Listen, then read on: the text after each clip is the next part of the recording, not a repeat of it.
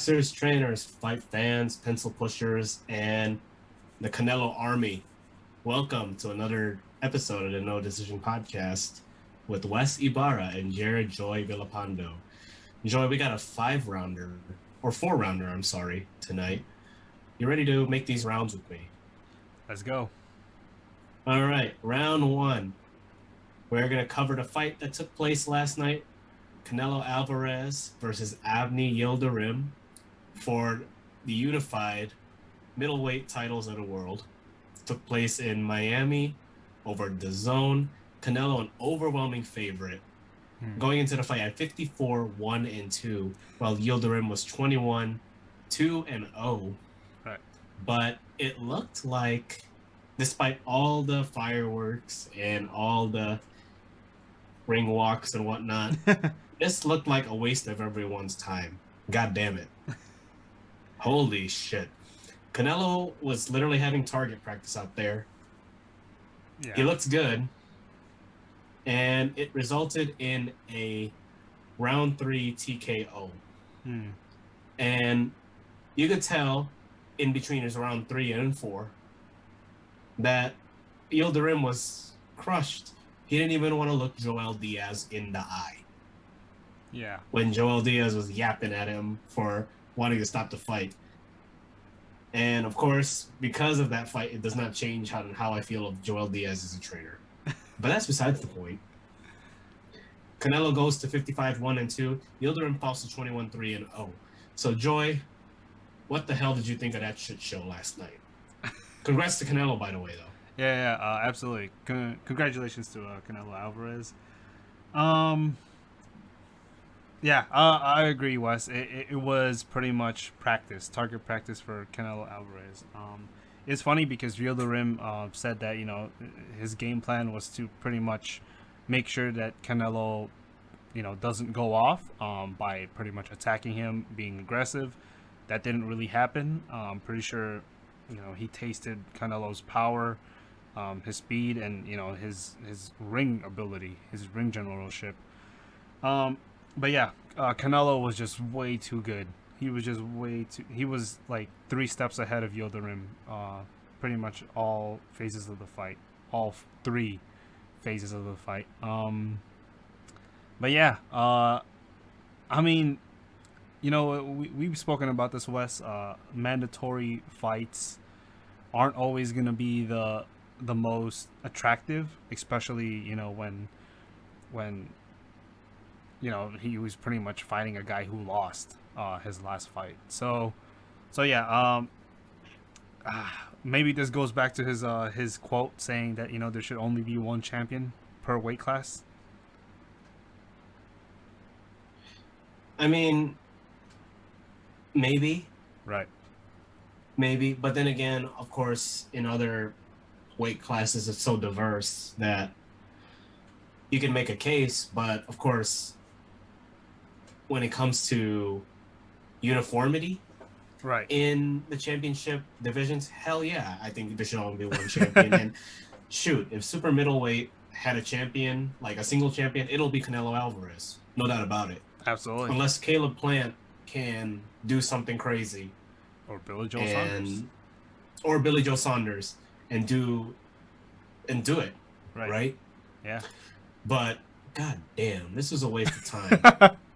I've never been so pissed off at a star fight than Mayweather Ortiz. Correct me if I'm wrong, Wes, but this was the first fight that they allowed fans in, right? It was 15%. Okay. From what I remember. But Hard Rock is a very big stadium. It's a football stadium. Right. For those that don't know, NFL. So you could fit maybe 60,000 on a good day. Right. And of course Florida. Florida's Florida. But I mean, Jesus Christ. Like I said, it's very rare to get mad at a star fight, but God, I've never seen more trash than, like I said, Ortiz versus Mayweather, or even Pacquiao Claudio. Well, yeah, it was severely outmatched, right? So Yildirim was severely outmatched by Canelo. Just experience, pretty much everything, like power, speed, And yeah, we saw this coming, Wes. We were quite disappointed to hear that he was the mandatory fighter. But but I mean, props. Yildirim, he stood there as long as he could, 3 rounds. So I mean, at least he made it out of the bell. Not like who was the guy that got knocked out by Canelo in 3 rounds? I forgot his name. Rocky Fielding. Was it Fielding? No. It was more Jacobs, Daniel Jacobs. Oh, Daniel Jacobs. Yeah. Okay. Yeah. No. It's actually a joy, to be honest with you. I was taking more interest in the Moji show. So basically, that whole concert that was basically Canelo's walkout. Right. I was gonna take not a bet per se, but a prediction that the dude on the BMX bike was gonna make a mistake. And guess what? He did. He did. So that was probably the most entertaining thing of the fight. There should have been a over under on that. Exactly. Right. Exactly. And my gosh, when I heard everyone say, "Oh," I was like, and I saw the dude down on the ground, I was like, "Oh boy." Well, yeah. But nonetheless, Canelo is still a champ. Not a surprise there. Mm-hmm. But we got some breaking news, Joy. Yep. It was announced this morning, our time, here in Chicago, Illinois. So about 8 in the morning, that Canelo and Billy Joe Saunders is confirmed for May 8th. All right. And this is a mandatory, right?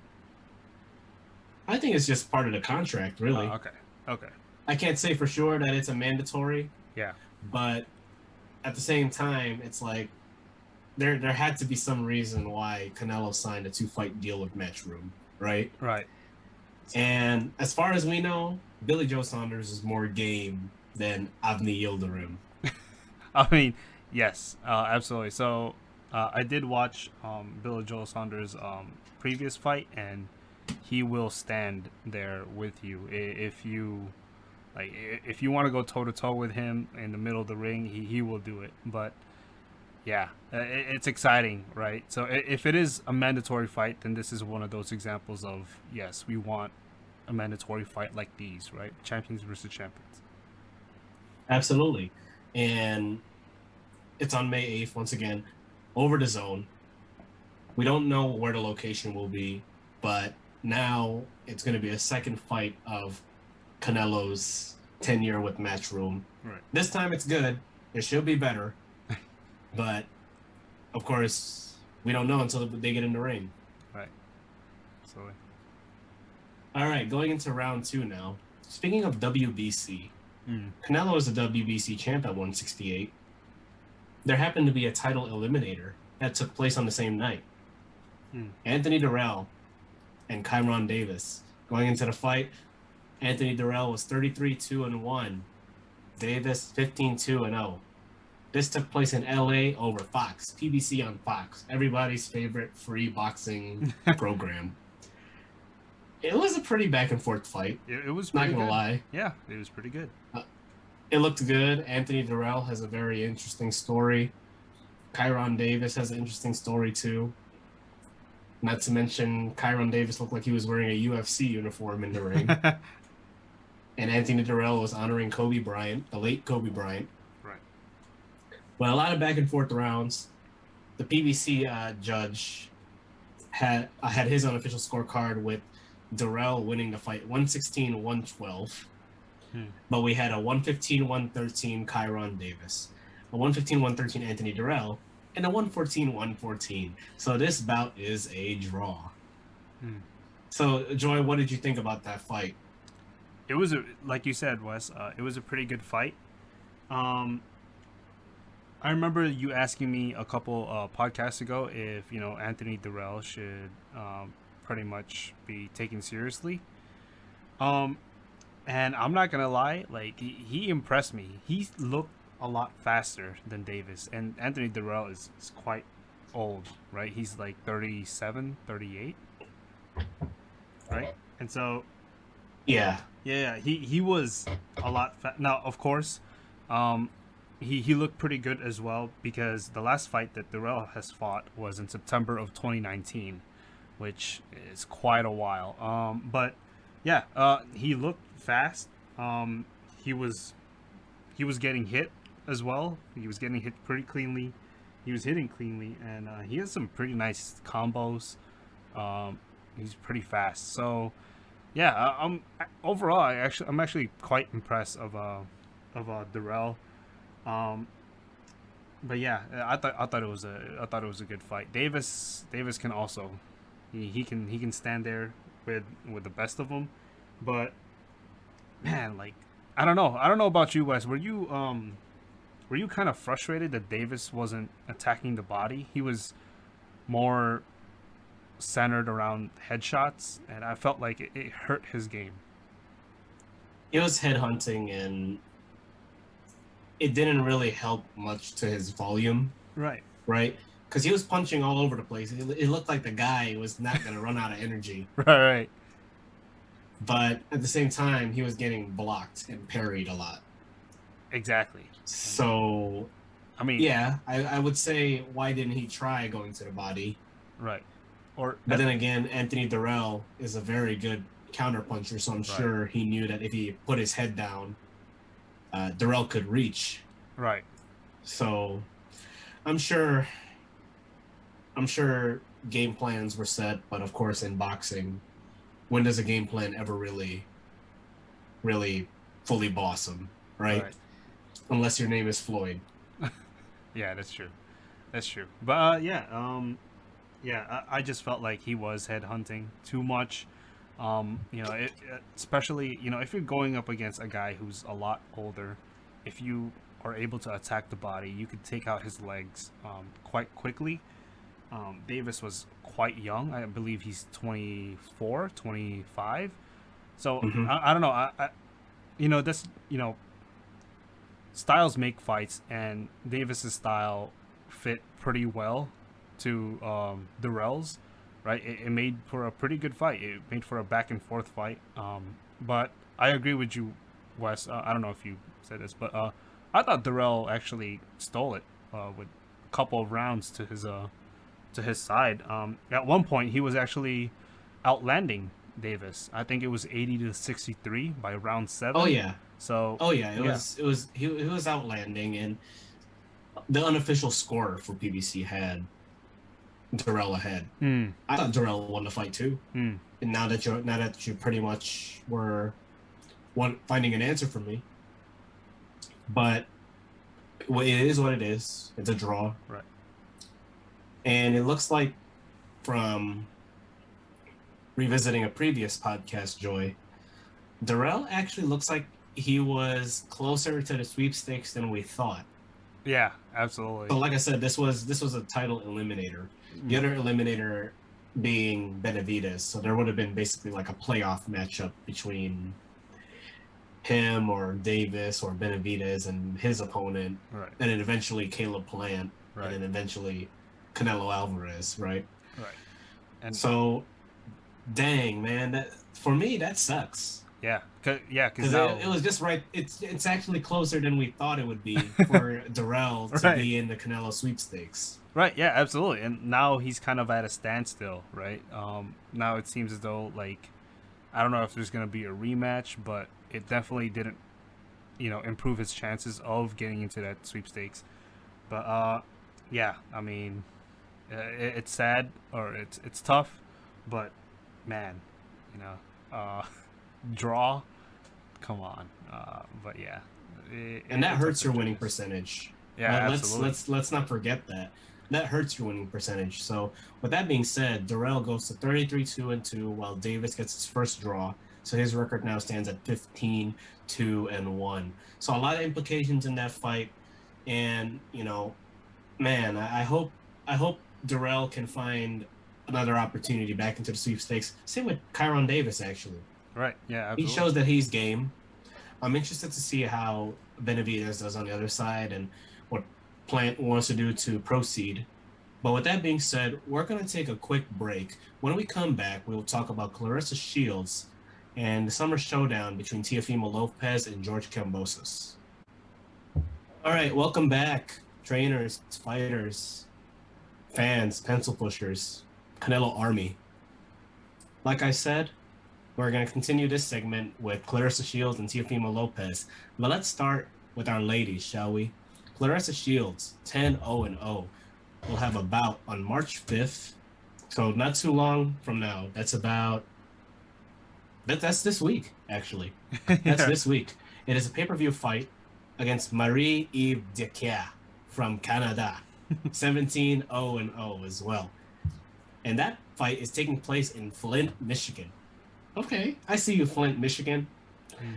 So, Joy, what is your reactions to Clarissa Shields having this big time pay per view fight on a weekday Ooh. in Flint, Michigan for the titles in her weight class? And I believe she's in the middleweight division for women's.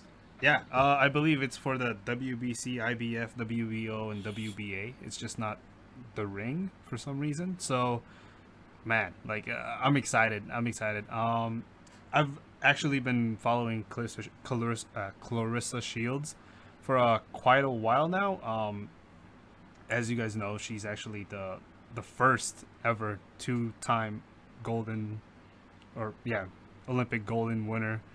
Um, but yeah, I mean, she's pretty good, right? The Gwoat.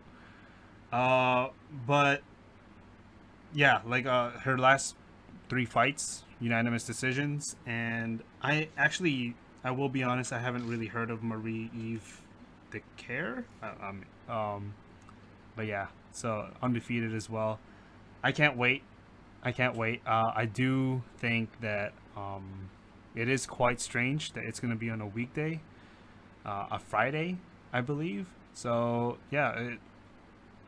I mean, that just goes to show, right? We need to have um, women boxers go into pay per view, but let's just have them, in Saturday, unless there's something happening on Saturday that I don't know of.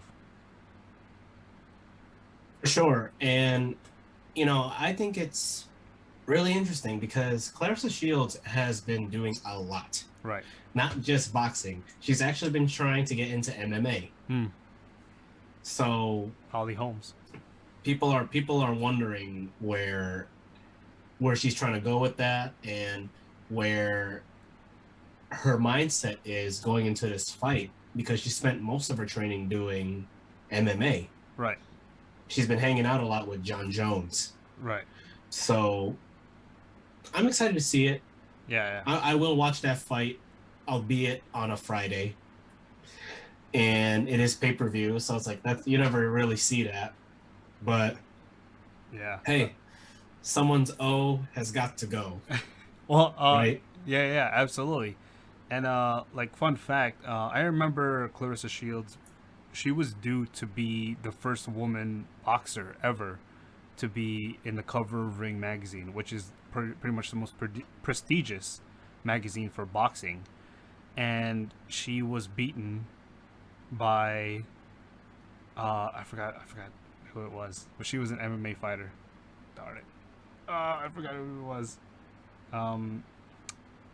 But yeah, like this was during the time where she pretty much won her second gold medal, which, like I said, no other American men or women has ever been able to do, and so this kind of put a lot of like a bad taste in boxing fans', mouths, and like, I remember that being the story that was the biggest story that kind of introduced me to Clarissa Shields. Sure. Two-time gold medalist. And yeah, it's really remarkable to see what she's done in the sport at both the amateur and pro level and what she's actually trying to do in the fight game in general. Right. So, yeah. Joy, what are your predictions? It is fight week, technically. What is your prediction for this fight between Shields and Decare? I think that Shields will win it by unanimous decision. I think she is quite. I mean, she reminds me a lot about Terrence Bud Crawford. She's pretty much the Bud of women's boxing. She's pretty much complete. She has a pretty good defense, and she, she's so smart. She's so smart when she's into the ring. She'll pretty much utilize like her jab, right? She's I mean, not a lot of men fighters utilize their jab pretty well, but yeah, I just think that Clarissa Shields is a little bit more of a complete fighter. But then again, I say that, but I haven't really seen or heard much of Marie Eve Decare. I just pretty much have the record of her, last opponents, which I mean, she's pretty experienced if she's fighting women that have more fights in total for Decare. So yeah, I do think that Shields is gonna win by unanimous decision. For sure. I think she'll win by unanimous decision as well. Especially with all the trash talk that she does. You got to back it up, girl. I don't care what people think of you. Yeah. The last thing you want to do is do all of that and say she's this and she's that and not come back with the belts. So I'm rooting for you to bring those home, especially here in American soil. Nothing against Canada. I love Canada, but Clarissa Shields is a treasure right now. National treasure. Absolutely. Now, with that being said, Joy, let's hope that it goes through. So again, Shields versus Decare, Flint, Michigan, pay-per-view on March 5th, this Friday. So mark your calendars, folks. But I want to ask one more thing before we go into our next round. Yes. So, Joy, is Clarissa Shields really the Gwoat, as she calls herself, the greatest woman of all time? And this can be very, very subjective, right? All right. Now, does she mean Gwoat as in boxing? In boxing, I think so. Right. But is she the Gwoat like in all women's sports? That I'm gonna have to be a little bit more weary of. But I want to get your 2 cents first. I mean, I think she's referring to in boxing. Obviously there's been a lot of great women boxers, Layla Ali and Wolf. But Katie Taylor, Holly Holm. I mean, would you argue that she's probably going through like a Holly Holm kind of roadmap? It looks like it. Right. It looks like it. And obviously you can't deny the popularity that MMA has at the very moment, but she is up there, right? She's pretty much. I mean, yeah, it's kind of sad that she is. It seems as though she's more focusing on MMA. She seems like she wants to get into MMA, but yeah, I mean, just on her accomplishments alone, I believe she also is one of the only champions that holds a belt in 4 divisions that currently. So, I mean, again, and she also has the most world championships in the least fights in boxing for women. So, man, I mean, you could just keep listing on the accolades that she's already received, on top of the 2 gold medals that she's achieved. So, it's really hard to argue that she's not the Gwoat, right? Oh, 100%. Like I said, if this were just about strictly boxing, right? Like what I just said seconds ago or minutes ago now, yeah, Clarissa Shields, in my opinion, is the greatest woman of all time for boxing. Right. The only thing that we just are pissed off about is we don't get a chance to watch her. Yeah. As often as we should. Right. Why hasn't she been put on a Canelo card or a Floyd card or a Spence or Crawford or Pacquiao card? That's what I'm saying, right? Unless there was something that was happening on Saturday, how come it wasn't on Friday? How come it's on Friday? Like Michaela Mayer. Michaela Mayer made the Naoya Inoue card. Right. I mean, and how come she gets to be on a national spotlight on national TV, but we don't see Clarissa Shields? And this is no nothing against Michaela Mayer. Michaela Mayer is probably the next best thing out of the U.S. for women's boxing, and oh my God, I'm gonna go on record saying that I kind of have a crush on Michaela Mayer, but that's besides the point. Marquette King, former punter, awesome guy. Don't get mad at me. But anyway, I want to see more women's boxing Right. because that needs to be shown. They're good. Right.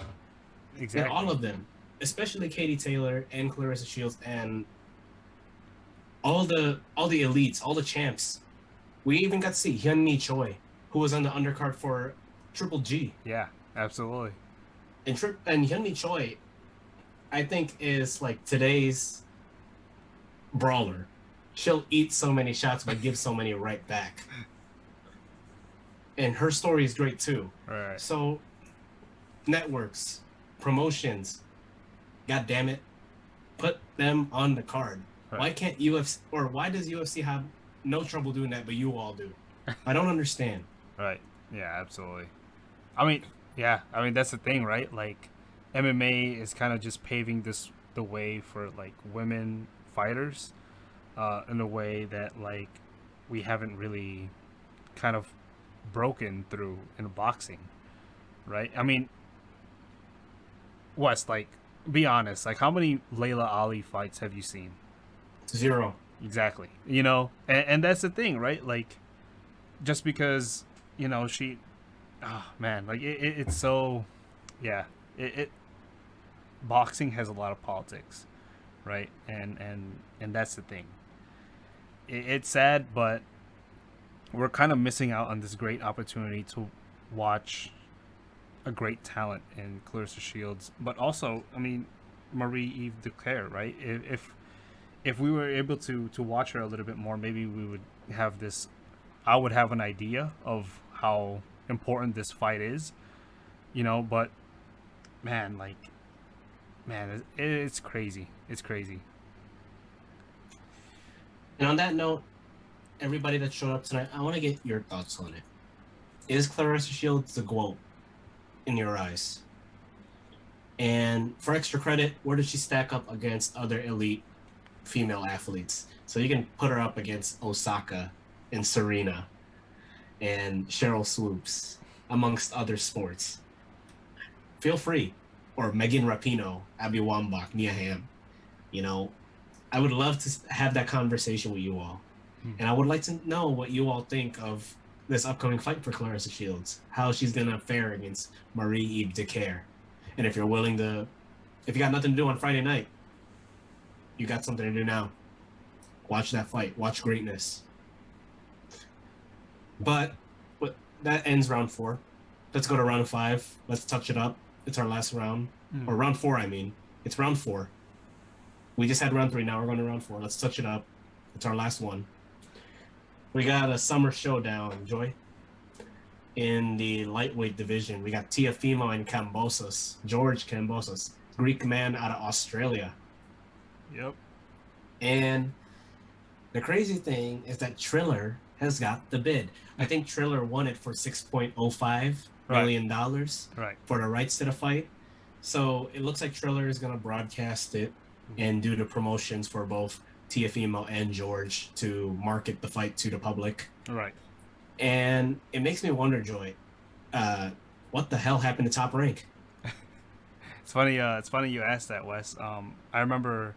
I think Tiafimo just actually released a video, kind of. I think this morning or today, saying like it breaks his heart that Top Rank kind of.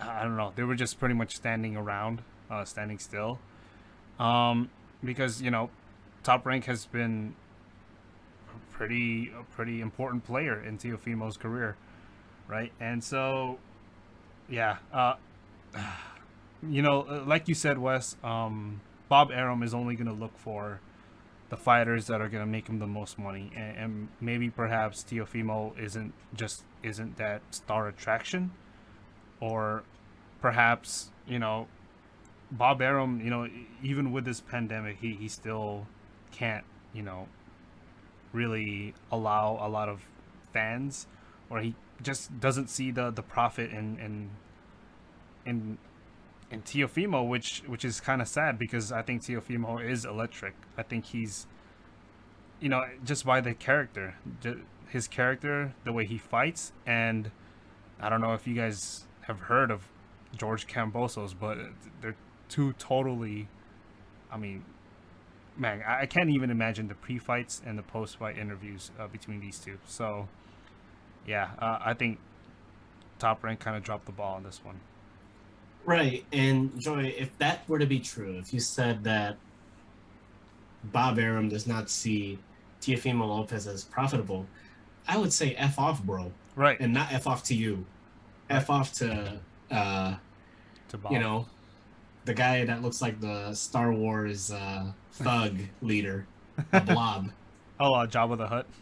Yeah, Jabba the Hutt. God damn, bruh. Right. Are you serious? Oh, yeah. Like, I mean, you say Terrence Bud Crawford didn't bring you money. Right. You say if you really feel about that way about Teofimo Lopez, then no one else is gonna bring you money in Top Rank. Right. Because your cash cow already walked away. Absolutely. Absolutely. And also, not to mention, he treated his last moneymaker like crap towards the last few years of his tenure at Top Rank, which is why he is over at PBC, and at the same time will sign Senate bills to try and improve his country and punch you in the face at the same time. Okay.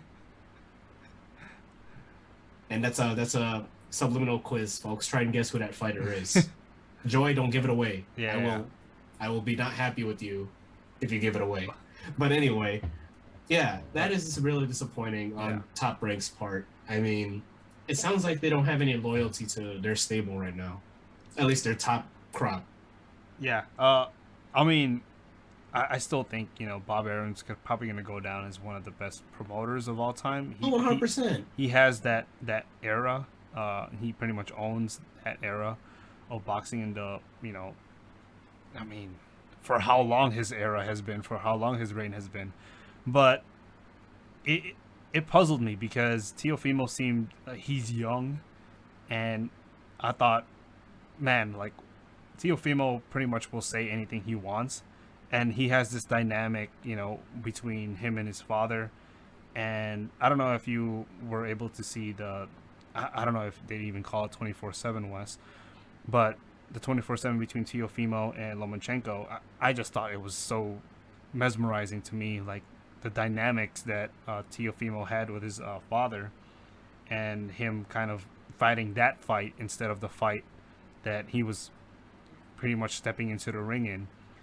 But even then, Teofimo's character, I thought Teofimo just has a lot of character, but he's also explosive. He's got a lot of talent in boxing, and he was young, and Top Rank just let him go, which, it puzzles me, right?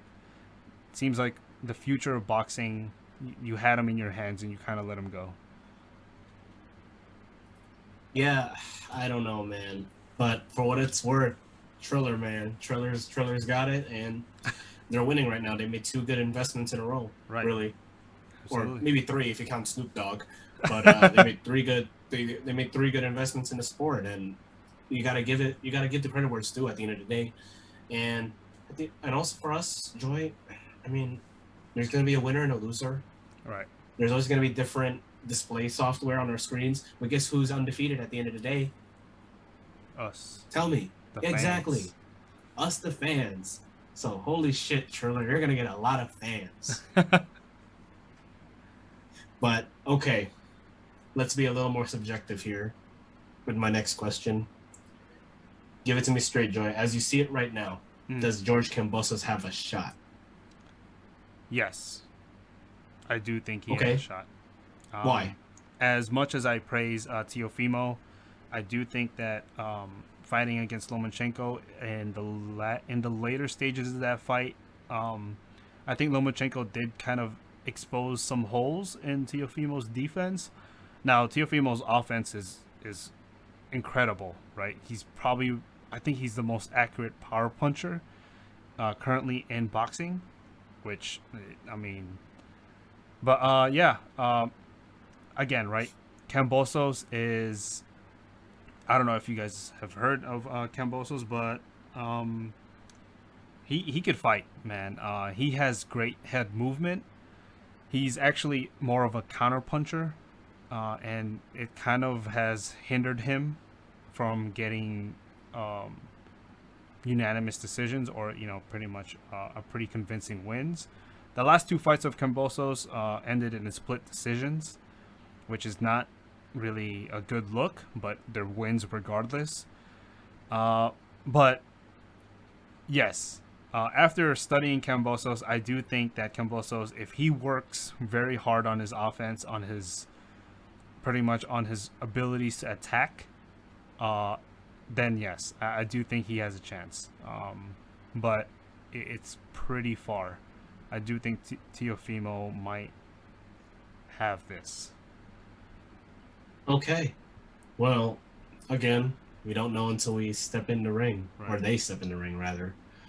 But for what it's worth, I'm willing to give Cambos a shot, too. I mean, anything can happen out there, right? It's the fight business. It's the hurt business. Fun fact, Cambosos was a sparring partner for Manny Pacquiao. And that explains the Anta shorts that he wears all the time. Yeah, I mean, yeah. So, no, yeah, I mean, sometimes that's the beauty of sports business, right? There's always connections, and you got a network. You wouldn't believe it, but yeah, a lot of the fighters that we see today have had some kind of FaceTime with the Hall of Famers that we've known to grow and love. Right. And yeah, it's a beautiful thing about sport. But yes. Wes and Joy Show listeners, let us know what you think about George Cambosos. Does he have a shot? What do you think about Top Rank not holding the rights to this?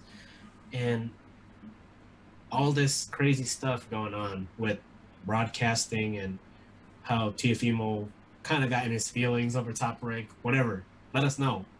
Comments, DMs, however you want to reach out to us. Social media, follow us on the Wes and Joy Show. Wes on the mic for my personal. And yeah, let us know. Let us know. But with that being said, Joy, we have reached the end. Now, I don't have much to add. If you do it now or hold your peace. Nope. Okay. I got everything out. All right. Well, for what it's worth, everyone, feel free, if you're into cars driving at 200 plus miles an hour and guys with helmets and race suits driving them around, and maybe people with headsets yelling at each other, check out the Run It Back podcast where Joy and I explore the landscape of Formula One. This week, we talk about new car launches, specifically Red Bull and Alfa Romeo, Ferrari going back into the most prestigious endurance racing series in the world, and what we think will happen in the 21 season that could be outright preposterous. Feel free to give that a listen and let us know how you feel about those concepts as well within that show. But we are closed now. You don't have to go home, but you can't stay here. But hey, we'll be open back up again next week. No dining though. We're not a restaurant. Don't forget that for all you diners out there with the lifted COVID restrictions. But we'll have a fresh set of rounds for you next week to go through with us. But until then, I'm Wes Ibarra. He's Joy Villafando.